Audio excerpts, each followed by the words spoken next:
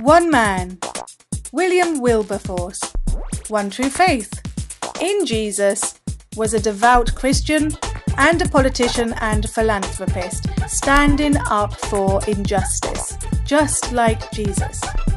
In the Bible, in the book of Micah, chapter 6, verse 8, it is written, "He has told you, O man, what is good and what the Lord really wants from you.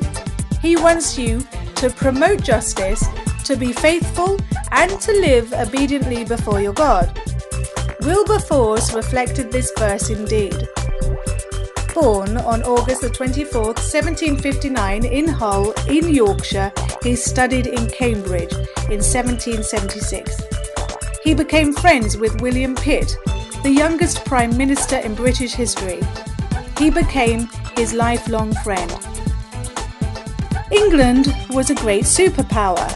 English traders raided the African coast on the Gulf of Guinea, capturing between 35,000 and 50,000 Africans a year. Shipped across the Atlantic and sold into slavery, they were treated brutally. It was a lucrative business.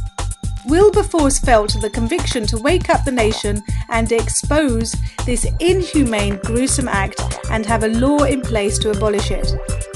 Wilberforce started a movement that would change the world. In 1780, at the age of 21, Wilberforce ran for election in the House of Commons and won. During his time in office, he went through a spiritual transformation from sin to repentance and believing in Jesus and what he did on the cross and being forgiven. He now lived a born-again life in Jesus. He began searching for his call in life. He called it the Great Change. Nearly ending his political life, he was in a dilemma. Can his profession work with his faith? Moreover, was it his calling? John Newton, another devout Christian, who is famous for the song Amazing Grace, went through similar turmoil. He encouraged Wilberforce in his new faith. God had raised him up for such a time as this, he said. He returned to Parliament as a new man and faith in God. Along with Thomas Clarkson, they exposed the cruel trade of slavery into the House of Commons. Bills failed. 1791 failed. 1792 failed. 1793 failed. 1797 failed. 1798 failed. 1799, 1804 and 1805 failed. Failure after failure after failure. He didn't give up.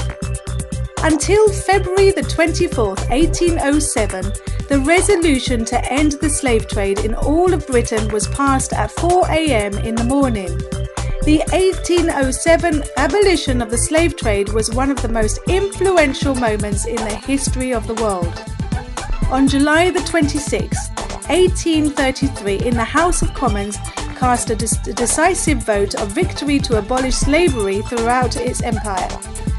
800,000 slaves were freed.